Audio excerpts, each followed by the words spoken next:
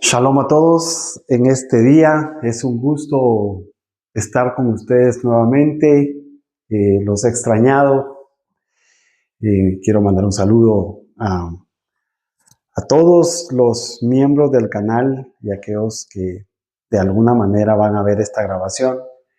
A Estados Unidos, a México, a Guatemala, a El Salvador, a Nicaragua, Honduras, Costa Rica, República Dominicana, Venezuela, Colombia, Ecuador, Perú, Chile, Argentina, alguna parte de Brasil, algunos países de Europa e Israel. Les mando un abrazo. Hace 43 días que nos vimos la última vez. De mi parte he estado estudiando la Tanaj, la Torá, Ketuvim, Tehilim, Brit Hadashah y otros escritos. Estoy metido de lleno en mi proyecto de mi primer libro y revisando otros folletos que había escrito sobre el Malhut HaElohim y algunos escritos sobre el Evangelio de Juan. Así que no sé qué voy a hacer, qué voy a lanzar primero, si alguno, tal vez no un libro, un folleto de 80 o 100 páginas, pero ahí estaba invirtiendo mi tiempo, extrañándolos acá y por supuesto dándole el seguimiento a las cosas que nos interesan en el canal.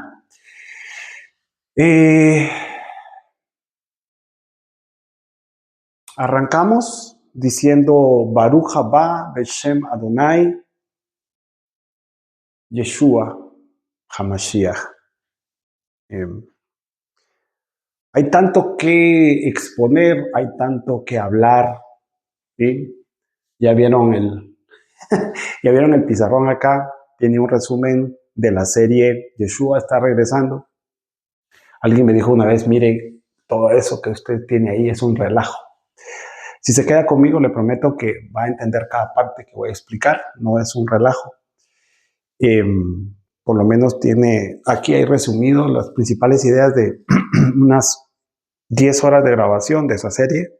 Falta todavía, así que si a usted le gusta este tipo de temas, le invito a que se quede conmigo. ¿Sí? Lo que estamos viendo, y cuando le digo he estado viendo folletos y ese tipo de cosas, escribiendo, investigando y dándole seguimiento, realmente espero que usted también esté haciendo la tarea, haciéndole seguimiento a las cosas importantes. Ya el año pasado, cuando nosotros hablábamos desde esta perspectiva, le decía que iba a haber un caos.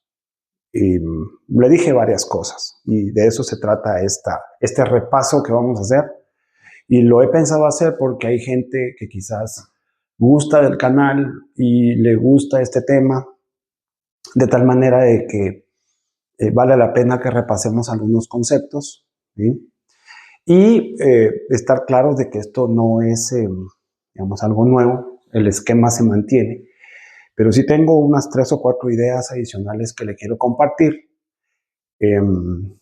Esto cada vez está más claro, no hay, para los que somos estudiantes esto está más claro y lo que se va a venir, ya no sé cómo decirlo, porque ya enfrente de nosotros están aconteciendo las cosas. Quiero comenzar, esto va a estar si usted lo quiere ver después, va a estar en el playlist. Yeshua está regresando, ahí va a estar esta enseñanza. Y quiero comenzar diciéndole, mire, esto que usted ve acá y lo que yo enseño en el canal no es escatología cristiana. Me han mandado unos mensajes y pues yo los respeto y todo. No tengo ningún problema con todos los mensajes que me envían, pero la mayoría de mensajes que me envían son personas que no conocen digamos, son personas que están en el cristianismo y y esperan escuchar aquí escatología cristiana. Entonces, esto no es escatología cristiana, ¿sí? Esto es misticismo judío, ¿sí?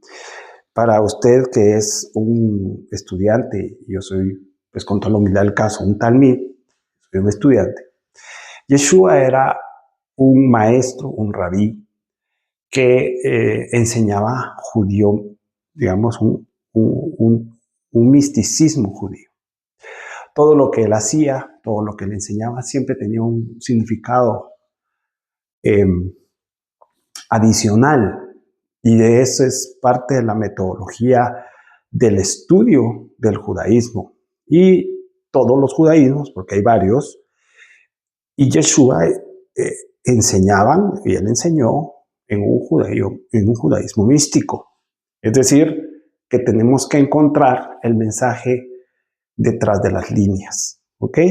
Entonces, de eso se trata el canal, y valga hacerle publicidad al canal.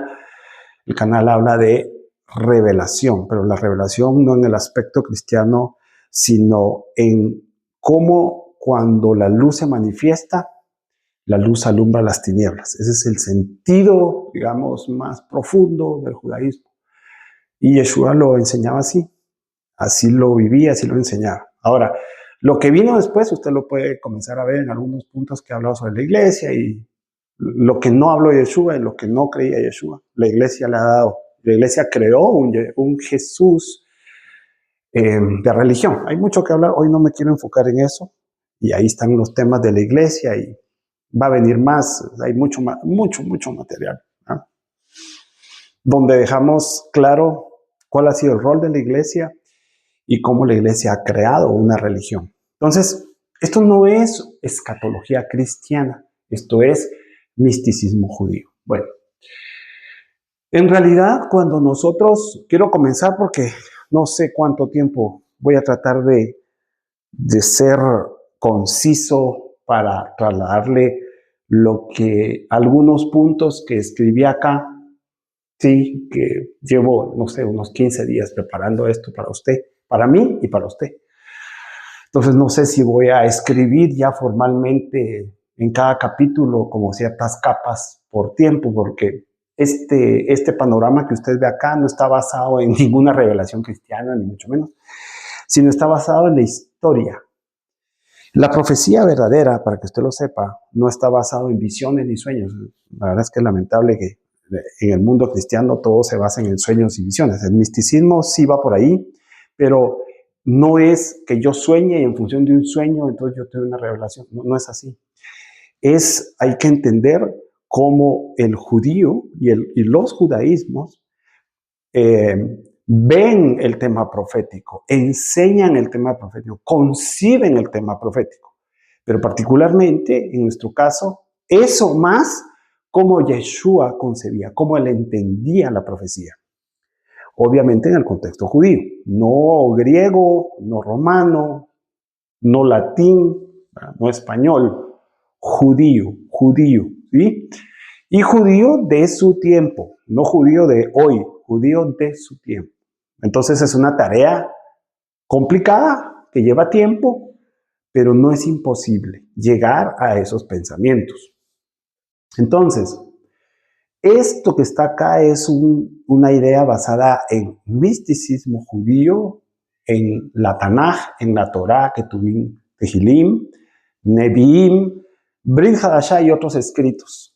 Está simple, pero vamos a ver cómo vamos avanzando. Mi teoría, y siempre comienzo diciendo eso, mi teoría, porque no somos poseedores de la verdad, yo soy un talmid, y si usted está aquí conmigo, somos talmidim, somos estudiantes, estamos aprendiendo. O sea, da pena realmente a veces ver gente que cree que tiene la verdad, entonces, y uno habla diferente, entonces, o lo maltratan o lo desacreditan, etcétera, ¿verdad? Pero no, esto hay que entenderlo como una teoría mía, de lo que yo veo desde los judaísmos y lo que he podido aprender del judaísmo de Yeshua.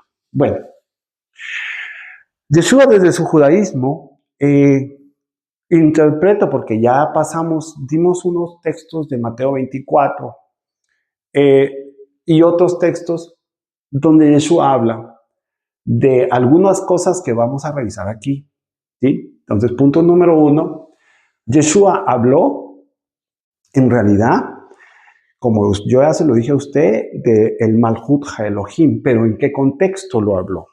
Es decir, hay un misterio de Malhut HaElohim, al menos de los escritos que nos quedaron, no está 100% claro cómo él entendía y cómo él enseñó el Malhut HaElohim, o reino de Dios.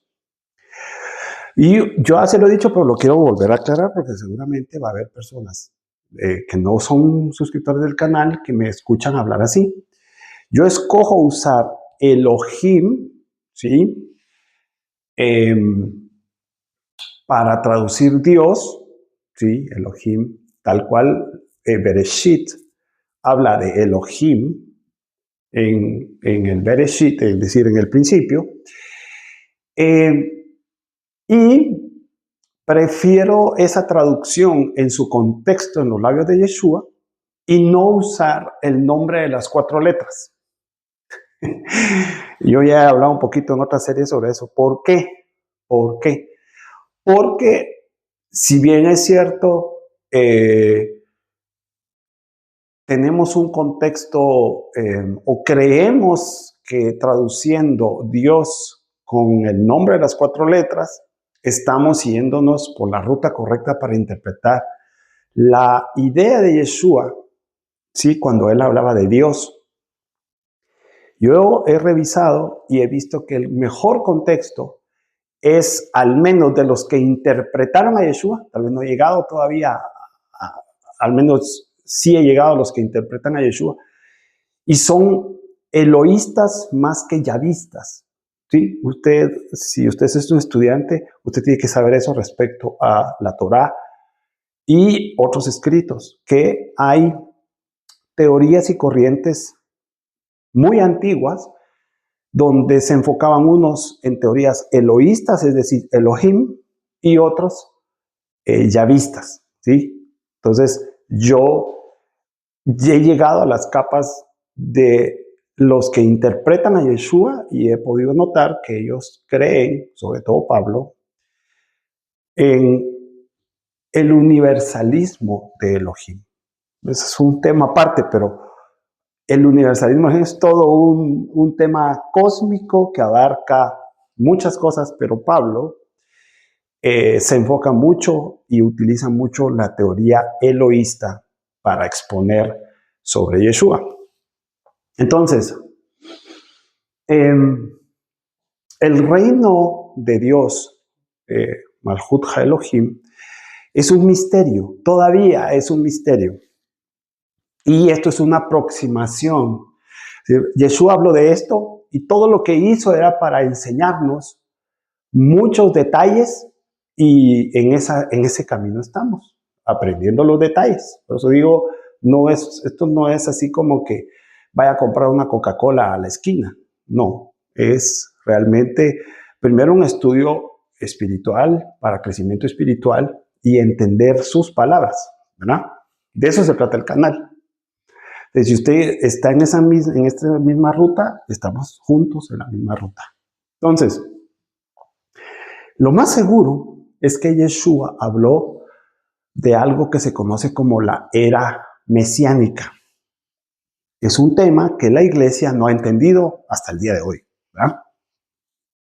Plagada la iglesia de doctrinas erróneas, y lo digo con total responsabilidad, pero ahora lo digo con autoridad. ¿Sí? La iglesia está plagada de doctrinas erróneas, ¿sí? Doctrinas que tienen conceptos, muchos conceptos del mundo del imperio romano, menos judíos, menos judíos. Y eso tiene un trasfondo, eso lo estamos hablando en el playlist, en la serie de la iglesia. Entonces, con tanto error en sus conceptos, no entienden las palabras de Yeshua respecto a la era mesiánica, que eso es lo que él estaba enseñando. Si tenía discusiones con diferentes sectas del judaísmo en su momento, era porque ellos tampoco estaban entendiendo la era mesiánica que él estaba hablando en el contexto del Malhut. Lo que pasa es que el Malhut, se lo digo, es un misterio. Es un misterio el cual no terminamos de entender. ¿Sí? La era mesiánica, como usted lo va a poder ver, y usted ya me ha escuchado hablar de eso, por favor. La era mesiánica en los labios de Yeshua tienen que ver, sí, solo sí, el 100% de su mensaje, ¿sí?, con Jerusalén e Israel. Más nada. Puede ser, mire, lo digo con mucho, yo me he estado guardando, yo realmente no he querido exponer en este canal judaísmos místicos que yo vengo estudiando hace 10, 15 años, porque yo percibo que el auditorio no va a quedar complacido. Entonces me limito mucho a enseñar cuando enseño con hebreo o este tipo de temas, me limito mucho a hacerlo, digamos, como hacerle una transición a la gente que aún sigue el cristianismo, para que se le pueda introducir en su mente el concepto judío de Yeshua. Y vuelvo a repetirlo. La iglesia, digamos, la iglesia ya está bien definido cuál es su rol, ¿verdad? Inventan a un Jesús 200 años después, trastornan al Yeshua judío. El Jesús que la iglesia enseña no tiene casi nada que ver con Yeshua el judío. Entonces, de eso trata mi libro, para que lo sepa, de eso estoy escribiendo. Entonces, el cristianismo se basa en premisas equivocadas, temas filosóficos equivocados. Digo, está bien para esa religión, o sea, pero no para Yeshua el judío. Yeshua el judío, y yo lo he dicho en otras oportunidades, realmente opinaría muy distinto a lo que piensa el cristiano respecto al cristianismo, ¿verdad? Precisamente eso es lo que queremos y eso es lo que exponemos aquí. Entonces, fíjese, la era mesiánica en labios de Yeshua no es nada más de agarrar 5 textos de aquí, 3 textos de allá, 4 textos de allá, entonces ya explicó la era mesiánica. Estamos metidos aquí en esta serie porque precisamente, según mi teoría, es que no lo hemos entendido. Y cada vez que profundizamos más en el hebreo, tenemos más luz. Por ejemplo, el año pasado dijimos, terminó una era, lo que la gente le llama el fin del mundo, sucedió en noviembre y comenzó otra. Y dijimos, ¿va a haber caos? Es un caos. El mundo, ya vamos a entrar en detalle, el mundo está en caos. O sea, esa es la palabra más ad hoc a poder expresar lo que está pasando en el mundo. Caos. El mundo está en caos. No hay otra palabra más atinada para definir lo que el mundo está viviendo. Pero es porque no entendemos esto. Entonces el cristianismo quiere defender y defender y defender. Yo ya veo que no le quedan muchos argumentos. El cristianismo debería de caer como concepto y como religión pronto. El cristianismo no tiene fundamentos sobre Yeshua judío. Y cada vez hay más verdades y cada vez hay contextos más profundos donde el cristianismo lo más que puede ser es una religión, pero no tiene, digamos, ha torcido tanto doctrinalmente, teológicamente, a un Jesús que inventa, no tiene salidas. Yo veo pronto, en este tiempo, la caída filosófica del cristianismo. En muchos de los países que me ven, yo veo que hay gente interesada, o sea, hay, a ver, ¿cómo lo digo? Parte de las señales de la era mesiánica es que mucha gente en el mundo se interese por la verdad. Eso es. Y entonces cada vez hay más gente interesada en la verdad, no en la religión, sino en la verdad. Y entonces partimos nosotros sobre verdades y entonces lo que hacemos es exponer las falsas, los falsos conceptos, y hay muchos. Digamos, yo no me dedico a eso, pero sí dejo como que semillas ahí para que usted las investigue y les dé seguimiento, porque el cristianismo ya no tiene, cada vez va a tener menos argumentos frente a la religión que inventó. Bueno, entonces, era mesiánica, palabra de Yeshua, pero Yeshua sí existió. Yeshua sí existió y hablaba de su judaísmo, que en mi opinión, esa es mi opinión, y no sé qué piensa usted, es el verdadero judaísmo. ¿Sí? Esa es mi opinión. Entonces, queremos entenderlo. ¿Sí? Entonces, la era mesiánica engloba todo. ¿Sí? Y hay ciertas palabras antiguas que nos llevan a nosotros a percibir o a entender qué quiso decir con tal o cual cosa. Fíjese pues. Si gusta, para ponernos en contexto de lo que queremos decir sobre la era mesiánica, vamos a comenzar por acá. Aquí está el 29 de noviembre del 2024. Yo le he dicho a usted, este día comenzó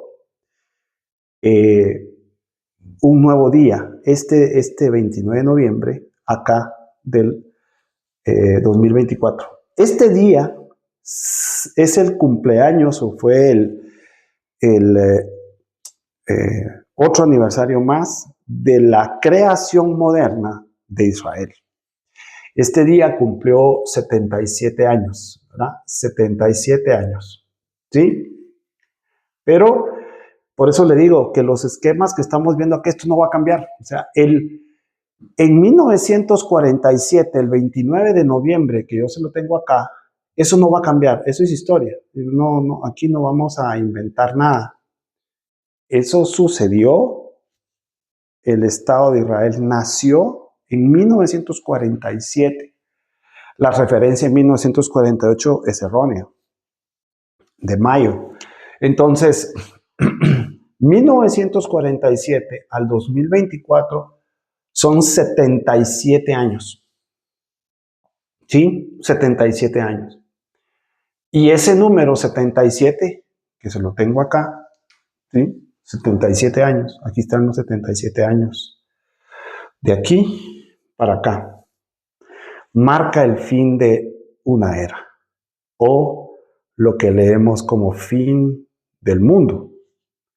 Entonces, primer gran teoría y doctrina y teología cristiana errónea es pensar que el fin del mundo, que lo leen en su idioma y después van al griego, y entonces como el griego dice exactamente eso, entonces dicen, ese es el fin del mundo. Entonces el fin del mundo es terremotos, bombas nucleares, es tierra quemada, y hay cualquier cantidad de teorías y teología. No, en el judaísmo, el fin del mundo, de una, digamos, de un ciclo, es precisamente eso.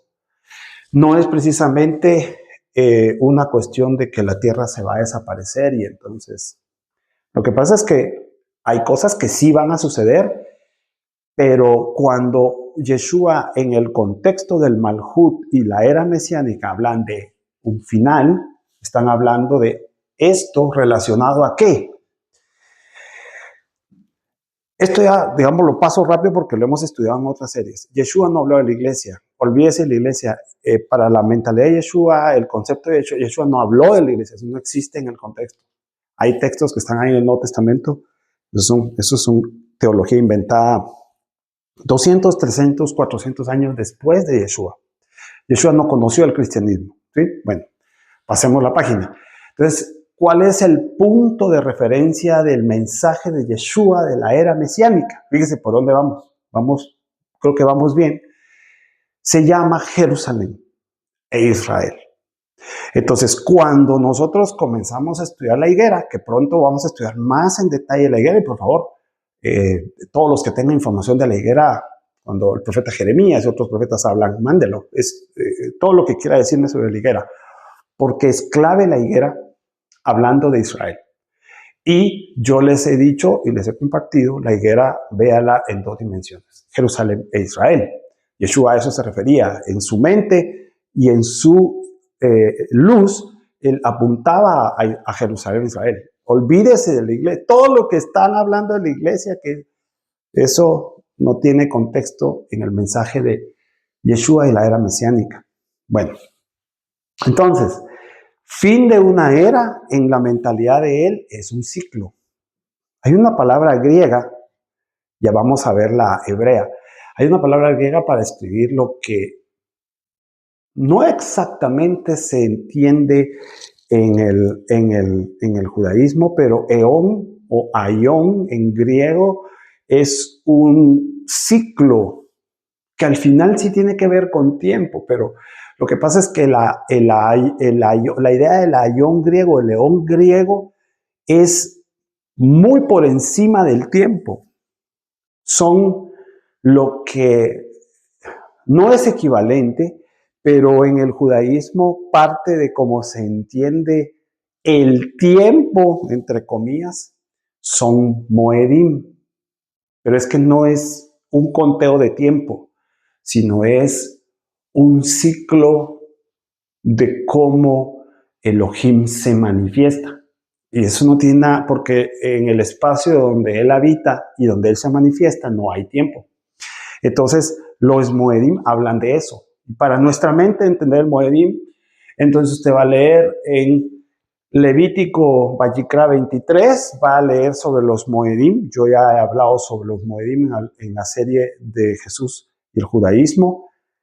Y es un mapa, Vayikra 23 es un mapa que le tiene que poner atención a cada letra.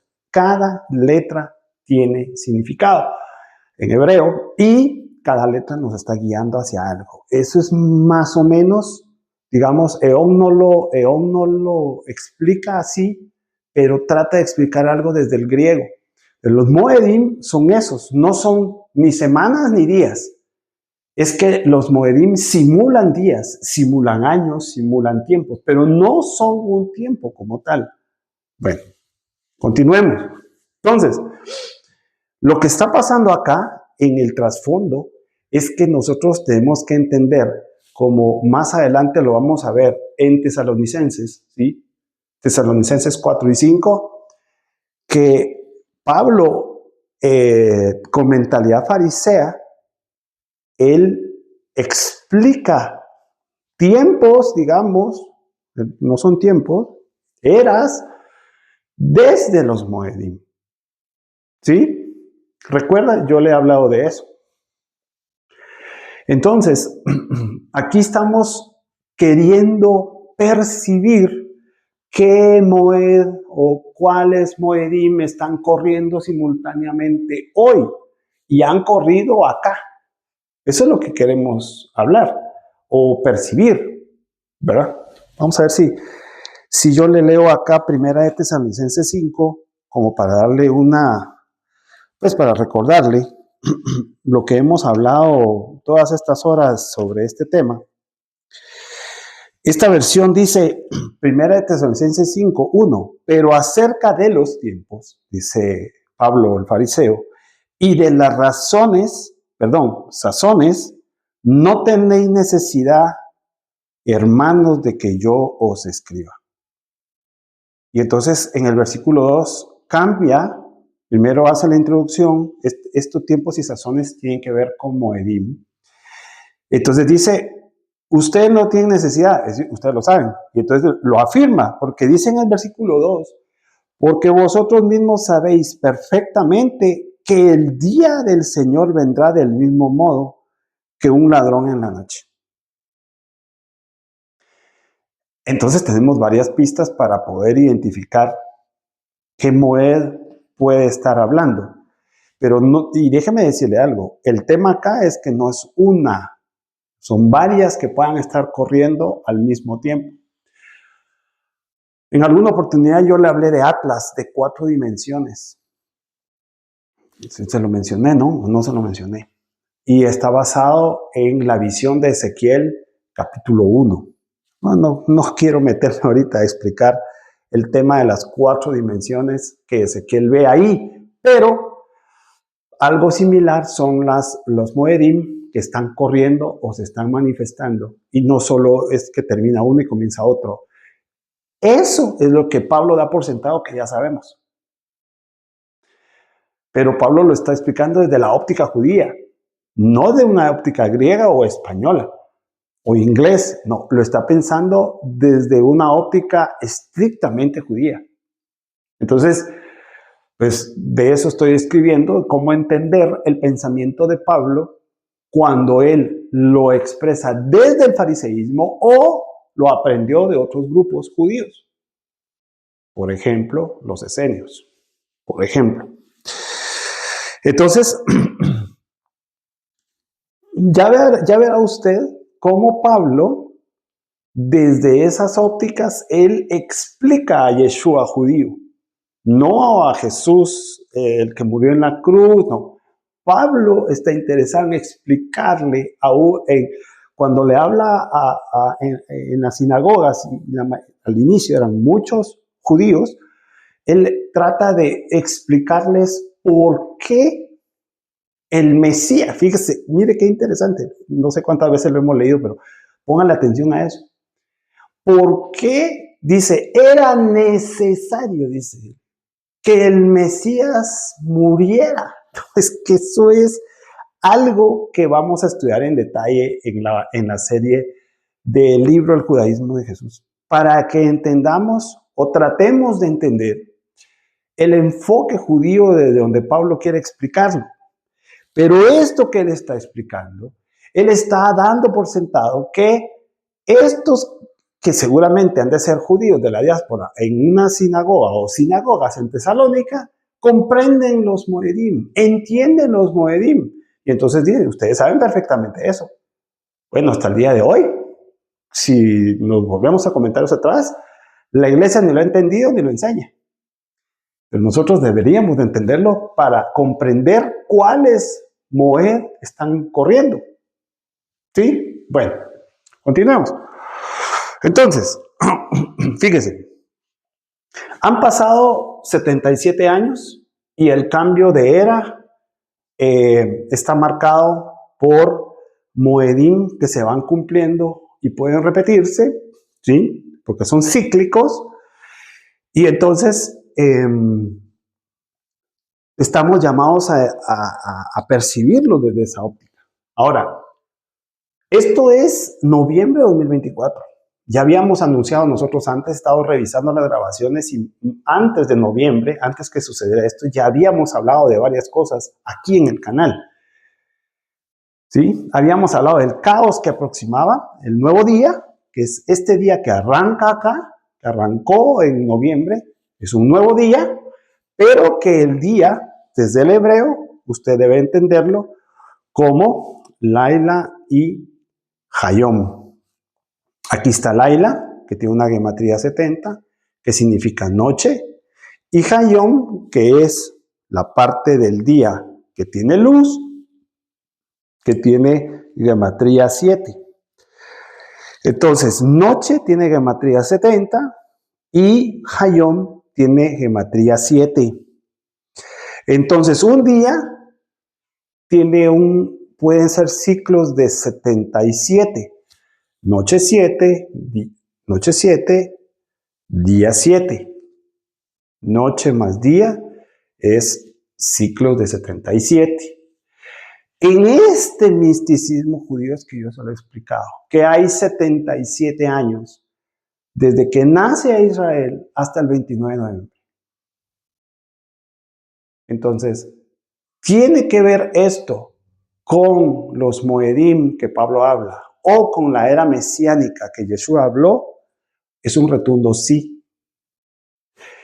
El camino que hemos trazado basándonos en Bereshit 1:14, noche y día, y ciclos de 77 aplicados a Israel y Jerusalén, que usted lo va a ver acá, es correcto. Es correcto. ¿Sí? Entonces, como el noche y día es un ciclo, entonces si hubo noche y hubo día, que toca noche. Entonces este día arrancó con noche.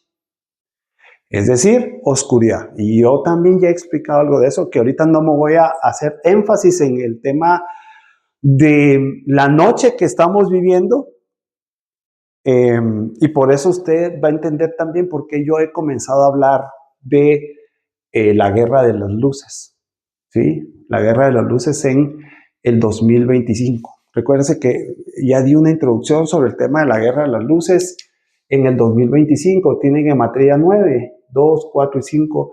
Tienen gematría 9, que es la letra Tet del alefato hebreo, que apunta a la letra Tet, es la 9, y la 9, esto es el significado de la Tet es una serpiente, ¿sí? Es una serpiente. Entonces, no quiero ahondar ahorita ahí, tengo una serie específica de Or, que es luz en hebreo, y entonces lo vamos a ver. Y entonces, pero digamos, yo no puedo profundizar más por lo que les decía al inicio, pero sí entiendo el contexto de la TET en el 2025 y cómo se puede manifestar esta luz contra esta luz. Y el que no está percibido ve dos luces y no sabe qué hacer. Bueno, entonces, nosotros estamos acá, año 2025, ¿y qué vemos hoy con la luz verdadera? ¿Qué vemos? Vemos ascenso de Israel y Jerusalén. Si nosotros no estamos viendo que Israel y Jerusalén estén perdiendo territorio, le estén quitando a Jerusalén a Israel, Israel esté perdiendo guerra, no. Vemos lo contrario. ¿Qué estamos viendo? Vemos ascenso de Israel y Jerusalén. Jerusalén e Israel cada vez están más en poder de Israel. O en otras palabras, Israel cada vez más está empoderado en el mundo. ¿Sí? Da pequeños pasos hacia atrás, pero toma más poder. Pasos hacia atrás, toma más poder. Pasos hacia atrás, toma más poder. Si no, mírelo usted en cómo ha podido Israel avanzar en partes de Siria, en partes de Líbano y, por supuesto, en la Franja de Gaza. ¿Sí? Ya lo que viene es un desenlace que no sabemos la magnitud, y eso es lo que yo le he estado hablando y le hablé el año pasado, y hoy vamos a repasar eso. Israel está expandiendo sus fronteras. Si nosotros nos remontamos a antes del año 1917, 1867, no había nada, habían ideas de que el pueblo o los israelitas, los judíos volvieran a su tierra. O sea, han pasado no muchos años, ¿sí? No muchos años, 100 años, 150 años, y hoy Israel está expandiendo fronteras. ¿Pero cómo es eso? ¿Por qué es eso? La respuesta es la era mesiánica. Esa es la respuesta. Lo que pasa es que para todos los que vivimos en algún momento el cristianismo, que nos llenaron de ideas erróneas y de teología a la cabeza, el cristianismo no entiende la era mesiánica. Entonces tenemos como que reaprender la era mesiánica desde el judaísmo de Yeshua. Entonces, hoy, y por favor, y sí lo aclaro, yo no comparto ninguna teoría cristiana. De hecho, me dan mucha pena oír a personajes cristianos de alto calibre, le llaman ellos, están perdidos en sus ideas, y da pena, mucha pena escucharlos hablar de Israel porque no saben absolutamente nada desde el hebreo, ni el contexto cultural, ni judío, ni mucho menos esto. Da pena. Más bien diría yo, con la humildad del caso, deberían de ponerse a estudiar un poquito de hebreo si es que quieren entender a Yeshua y la era mesiánica. Pero volvamos. Israel está expandiendo fronteras. Esto es impresionante. Esto es, digamos, solo pensar hace 150 años que Israel tuviera tierra, que, digamos, naciera, que sucedió en el 1947, que en 1967, en junio, se iba a tocar el shofar, ¿sí? El shofar, para que Israel tomara de nuevo Jerusalén. O sea, por eso digo, este esquema no puede cambiar porque está basado en hechos históricos y lo que estamos tratando de entender acá es las palabras de Yeshua de la era mesiánica con estos hechos históricos, ¿sí? Y entender lo que estamos viviendo. ¿Qué está comenzando a pasar en Europa? Ponga atención, esto es muy importante, lo he mencionado, y usted que es un estudiante y quiere entender la era mesiánica. ¿Qué está pasando? Aliyá. ¿Qué significa Aliyá? Aliyá es la vuelta de israelitas, judíos, a la tierra de Israel. Tiene sentido. Tienen más fronteras, tienen más tierras, más gente va a llegar. Pero mi teoría, la mía, de Luis Pedro, es que esto, por lo que ya estamos viendo, parece ser el último aliyá en la era mesiánica. Ahora, pregúnteme a mí si yo creo que estamos viviendo la era mesiánica. Por supuesto que sí.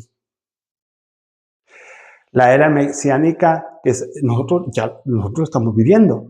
Somos una generación, aquí voy a voltear a ver el 77, somos una generación que está viviendo la era mesiánica, pero no lo estamos entendiendo. Fíjese, Aliyá, en mi opinión, es el último de este día, porque de eso hablaron profetas, ¿no? Entonces, ascenso de Israel y Jerusalén, expansión de fronteras, Aliyá. Aquí estamos en el 2025, o sea, en este momento esas cosas están pasando. Estamos en abril del 2025 y eso está sucediendo, o sea, enfrente de nosotros. De Europa están saliendo más judíos.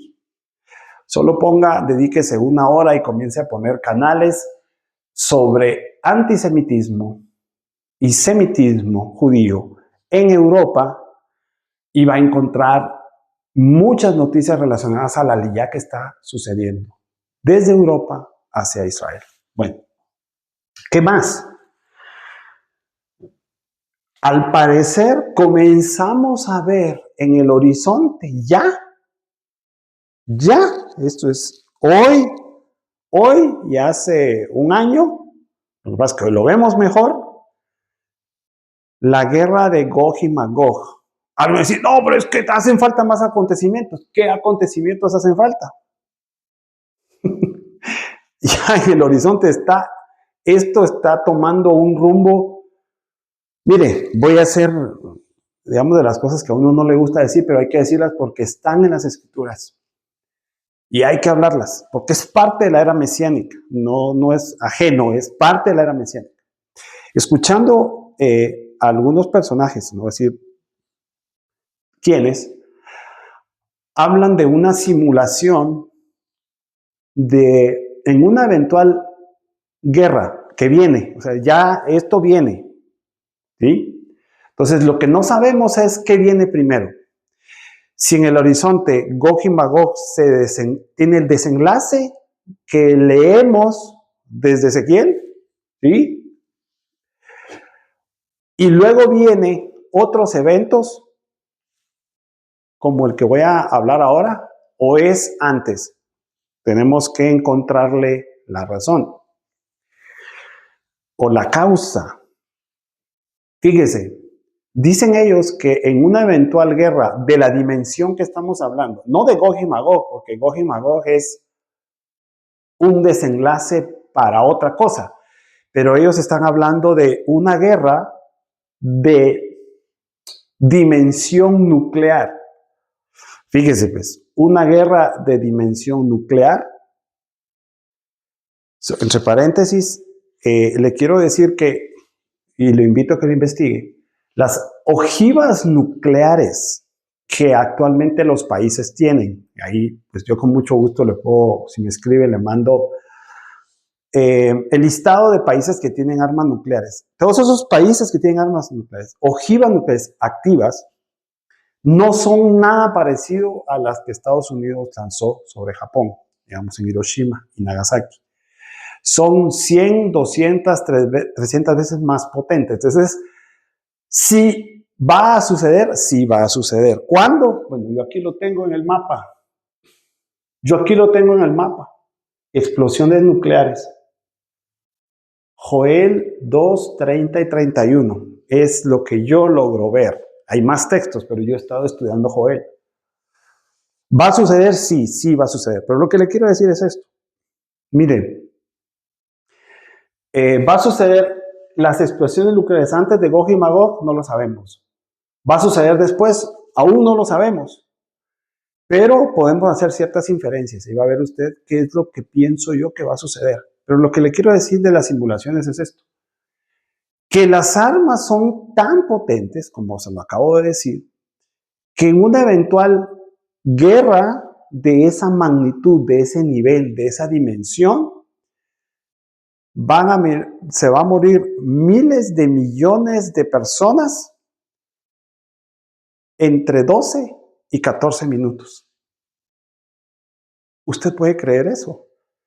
¿Usted puede pensar que entre 12 y 14 minutos miles de personas pueden morir? Pues esa es la simulación técnica más apropiada para lo que pueda suceder en el planeta. Ahora, ¿eso va a suceder? Sí, sí va a suceder. Es parte de la era mesiánica. ¿Es eso el fin del mundo que habíamos hablado hace un momento? No, no es el fin del mundo. No es el fin del mundo. Lo que le quiero dejar es, van a suceder, va a haber explosiones nucleares pronto. Yo creo que sí. O sea, cuando yo le estoy diciendo esto de los 12 y 14 minutos, obviamente, pregúnteme cuántas veces lo he meditado para mí, para mi familia, para mis amigos. Solo de ponerme a pensar que entre 12 y 14 minutos, como si fuera una película de Hollywood, que la humanidad pasa de ser el mundo que conocemos a un mundo casi inhabitable, porque, digamos, en 12 o 14 minutos mueren miles de millones por las explosiones, pero luego sigue las consecuencias, y esas consecuencias son las que yo veo en Joel, donde se oscurece el cielo, no se ve el sol, no, claro, pero si la gran cantidad de polvo y residuos que eso va a levantar, eso es apocalíptico. ¿Sí? ¿Me explico? Entonces imagínese usted cuántas veces yo cuando medito en eso y técnicamente es factible, o sea, sí, o sea, de que va a suceder, sucede, pero en 12 o 14 minutos el mundo puede cambiar.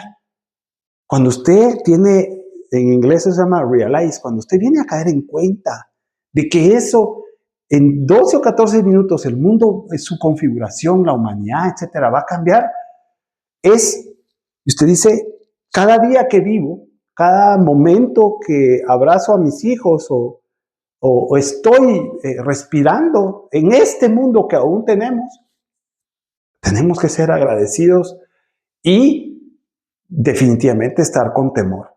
Temor no de lo que va a suceder, porque en realidad no deberíamos tener temor de esto, sino temor en función, un temor a la divinidad, un temor con una actitud de arrepentimiento, pues de teshuvá, eso ya lo hemos hablado, que es la actitud que deberíamos de tener.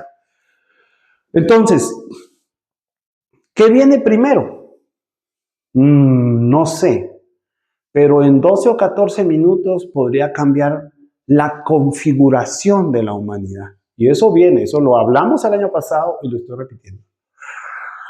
Yo, en mi teoría, yo pongo esto cercano a mayo del 2028. ¿Sí? Por acá, cercano. He puesto diciembre de 2027. Eso está a la vuelta de la esquina.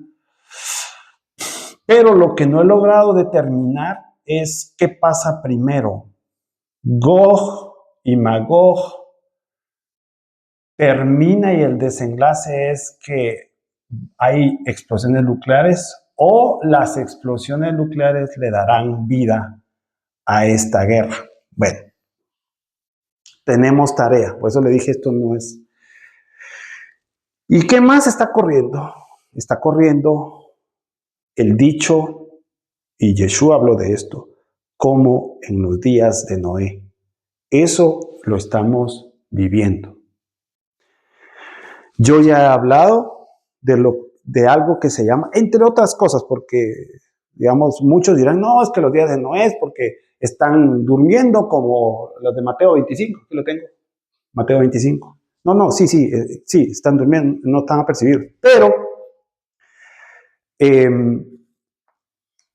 hay un movimiento muy fuerte, o sea, por favor, chequéelo con todas las, porque yo me he tomado el tiempo de chequearlo. Se llama transhumanismo. Fíjese pues, transhumanismo. En el tiempo de Noé existía el transhumanismo, ¿sí? Seres humanos con manipulación genética, ¿sí? Entonces eso ya lo estamos viviendo de nuevo.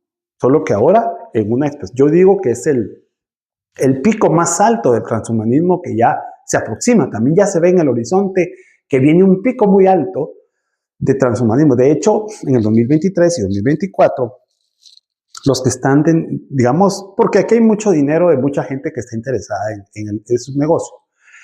Entonces, anunciaron que para el 2030 van a lanzar, digamos, vía inteligencia artificial, pero con el concepto filosófico de transhumanismo, su primer hombre inmortal eterno.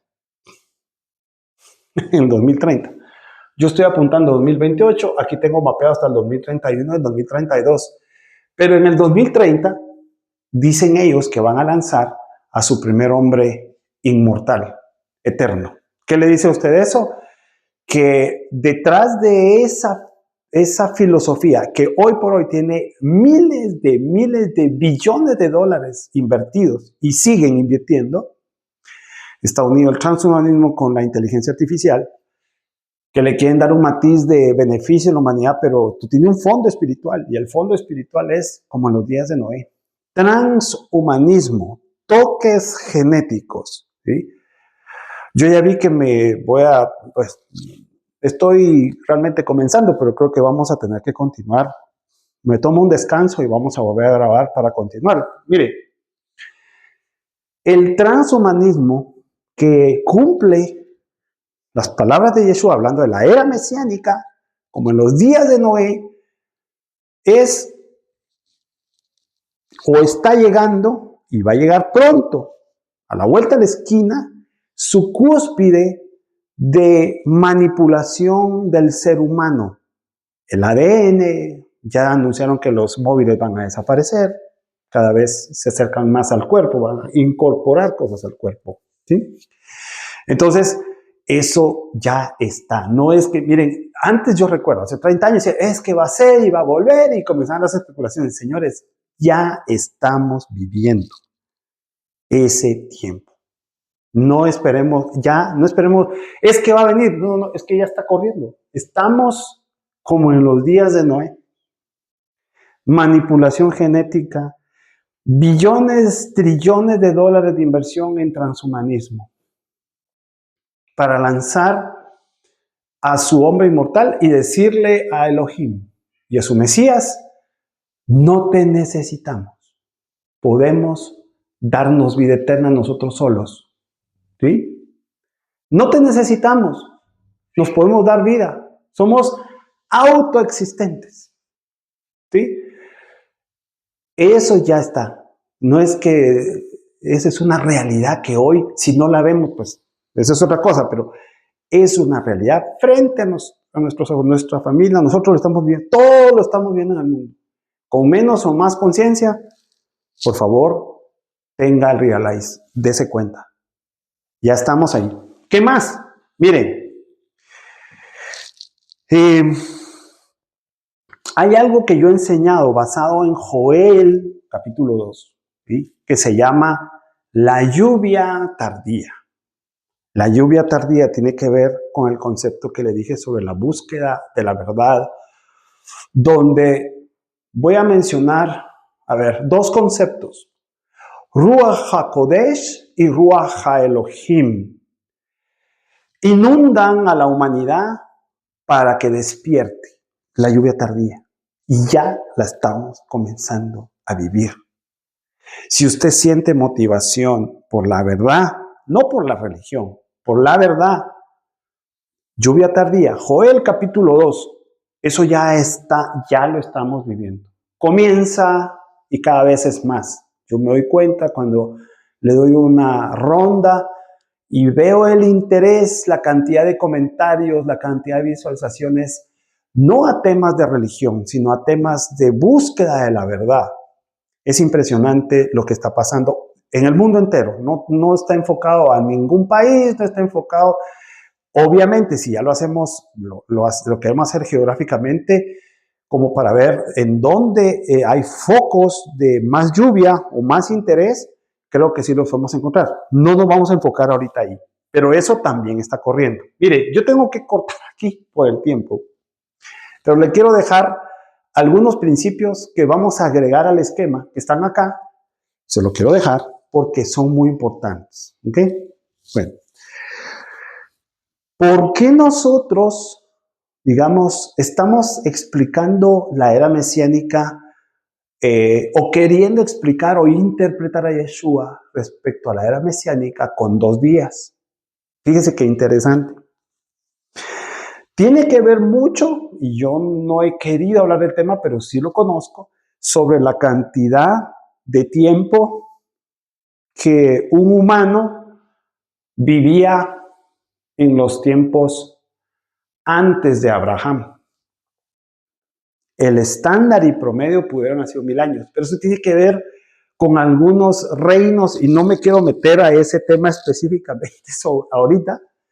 Y por eso es que hay una idea, una corriente de esos hombres muy cercanos al Adán que cae, porque pasaron muchos reinos ahí en medio, hasta ese Adán que pudieron haber vivido en promedio 1000 años. Entonces, por eso es que se habla de 1000 años.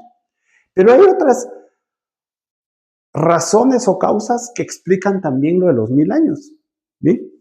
Entonces, este esquema, si usted se da cuenta, yo lo tengo como un modelo de una tesis arrancando todo el evento de la era mesiánica en el año 28. ¿Sí? En el año 28. Y usted se da cuenta que, y usted ya lo va a ver, acá tengo una flecha que apunta a que el tercer día que menciona Juan 2:19 está apuntando hacia 2 días, es decir, un día de 1000, otro día de 1000, exactamente en el 2028. Cercano, esto sí me voy a atrever a decírselo, cercano al mayo de 2028 va a converger todo, en mi teoría, todo lo que estamos viendo aquí, cercano a mayo del 2028. Por ejemplo, voy a poner un ejemplo. Jamás, que es una señal para Israel y para la era mesiánica, Jerusalén, nació en diciembre de 1987. ¿Sí? Y si usted cuenta 40 años, que es diciembre 2027, acercándose posiblemente, son 40 años, ¿sí? Va a ser la destrucción de Hamás. Israel va a superar esa prueba 40 años después. Entonces todo está apuntando, ya va a ver más adelante por qué le estoy diciendo que hay algo muy grande, por eso es que le pongo explosiones nucleares, apunta hacia ahí, fin de Hamás apunta hacia ahí, y muchas cosas más apuntan hacia acá. ¿Sí? Acá es exactamente la medianoche del día de 7. Yo le he puesto 7.5 años. Este día es un día especial, por eso le hablé de los Moedim. Hay que entender este periodo de tiempo que Moedim están corriendo. Pero acá es exactamente la mitad de ese día. Es a la medianoche de Laila. Acá, esta es la mitad. O podría adelantarse, no lo sé. Tenemos que revisarlo. Mi idea no es fechar para establecer que esa fecha y si no sucede y defender la fecha, no. Lo que quiero es traerlo al contexto de la era mesiánica y entender las palabras de Yeshua con datos históricos y lo que ya vemos.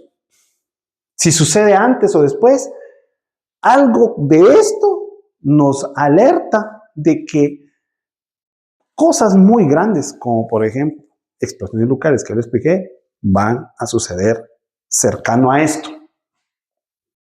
¿Sí? Bueno. 2 días. Año 28, año 2028. Ahora, fíjese usted, esto es bien interesante.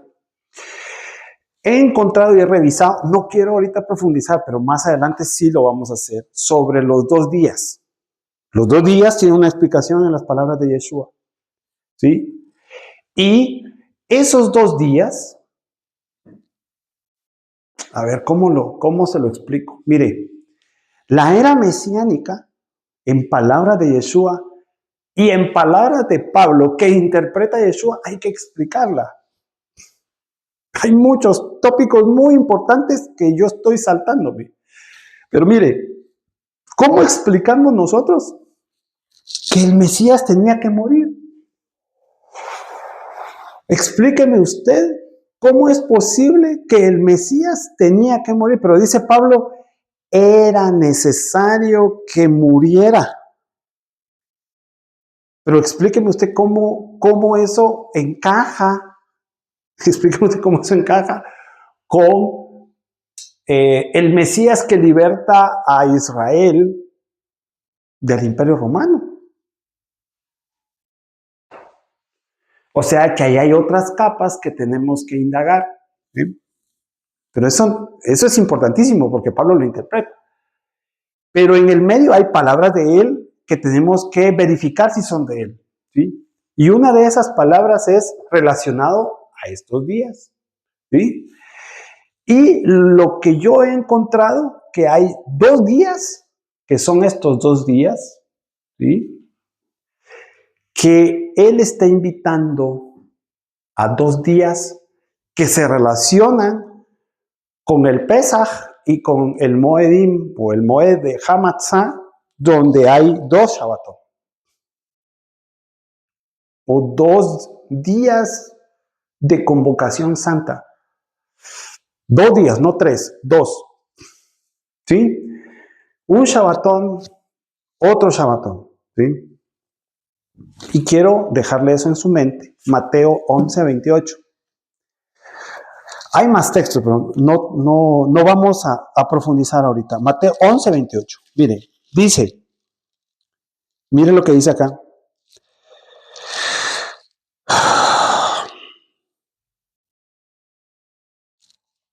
No, estoy en Marcos. Mateo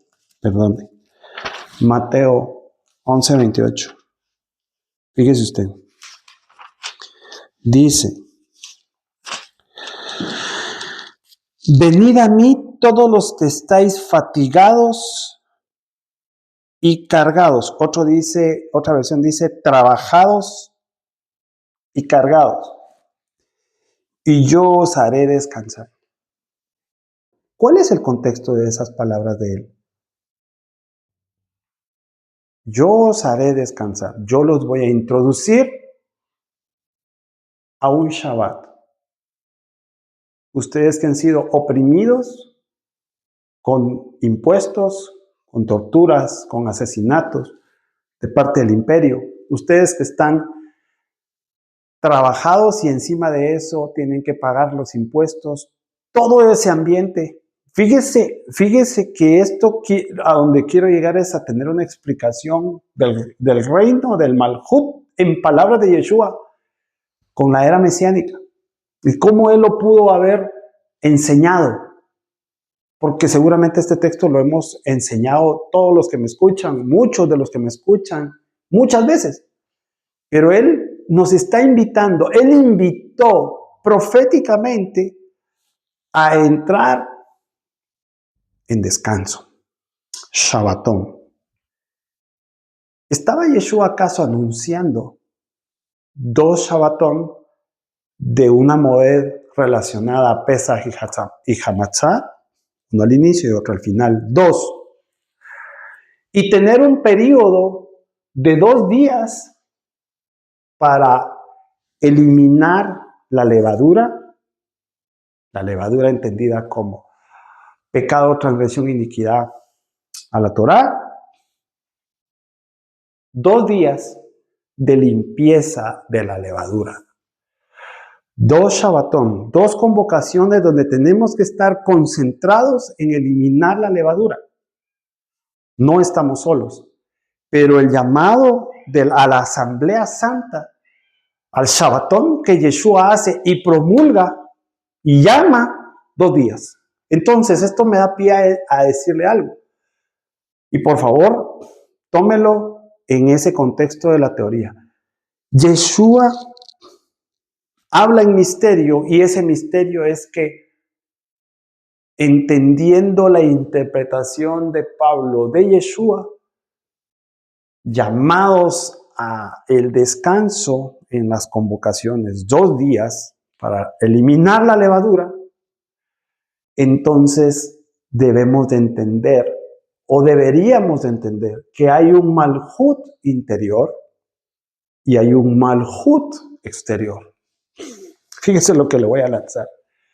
¿Significará eso que cuando terminen los 2 días de la limpieza de la levadura, basado en ese Moed Hamatzah y el llamado de Yeshua al descanso, a las asambleas de Shabbat, se va a manifestar el malhut exterior? Estamos viviendo un malhut interior por 2 días y en el tercer día se va a manifestar el malhut. Esa es pregunta. Parte de lo que él enseñó y cómo interpretar la era mesiánica.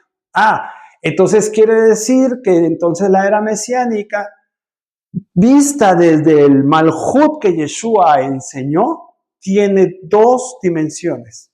El malhut interior dentro del nefesh y neshama de las personas, pero va a llegar el fin del segundo día y el inicio del tercero, donde se tiene que manifestar la otra parte del malhut, pero forma parte de la era mesiánica. ¿Será eso lo que va a suceder pronto? ¿Sí? Finalmente, porque vamos a seguir hablando, pero le quiero dejar esto porque si no, no cumplo el objetivo de esta grabación. Fíjese que en Lucas 16:16 hay una afirmación.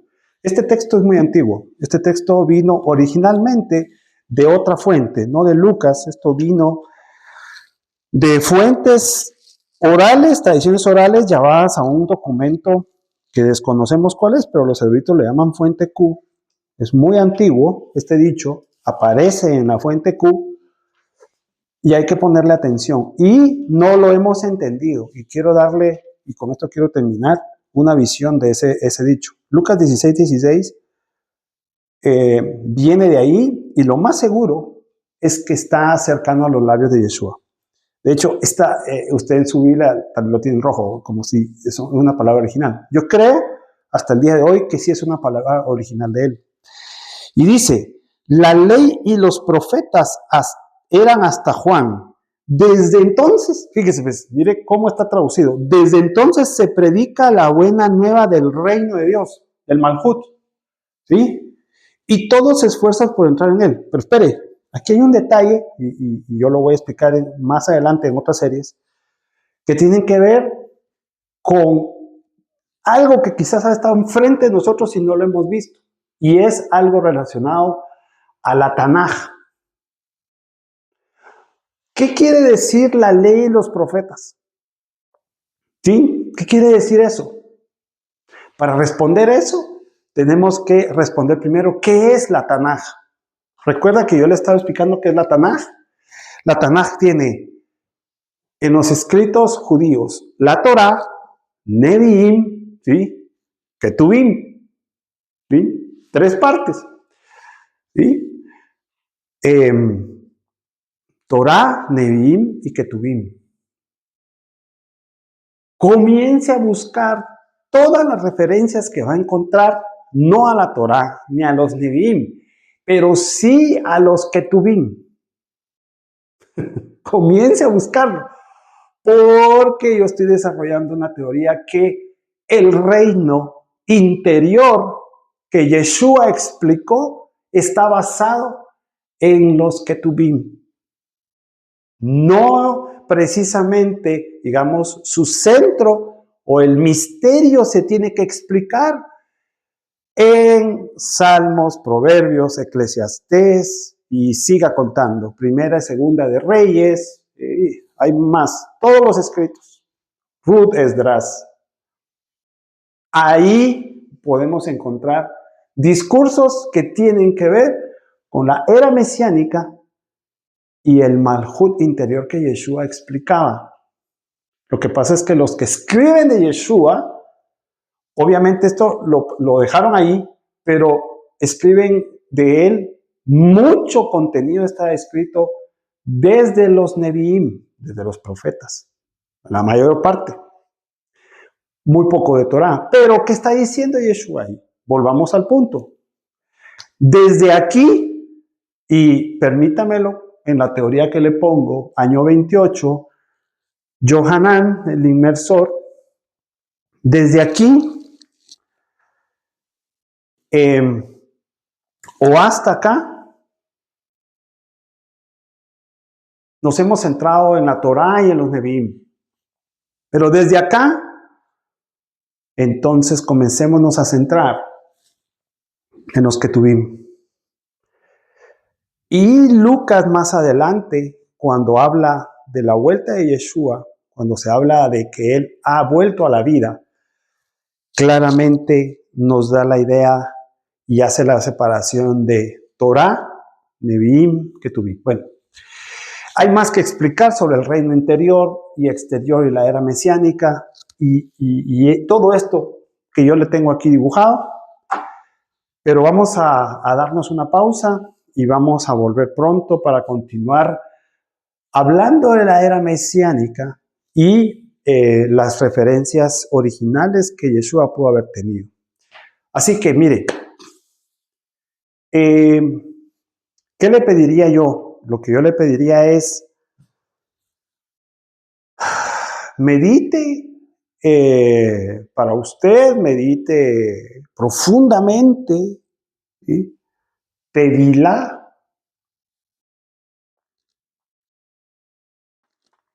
haga una meditación profunda.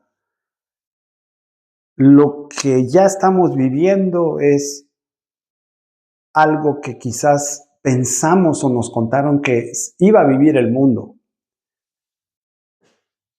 Está en curso. ¿Qué puede suceder? Está en curso. Lo vemos en los profetas. Yo diría, haga teshuvá para usted. Hacer teshuvá, no, eso es muy íntimo. Abrace a su familia, a sus amigos. No sabemos, ¿sí?, cuándo estas cosas van a llegar a su cenit. No sabemos cuándo, pero tenemos señales. Y las señales las estamos viviendo. Baruch haba Beshem Adonai. Israel y Jerusalén son el escenario profético para poder entender la era mesiánica, de la cual Yeshua habló y la cual nosotros somos parte, somos privilegiados. Le mando un abrazo donde se encuentre y lo espero para la próxima enseñanza.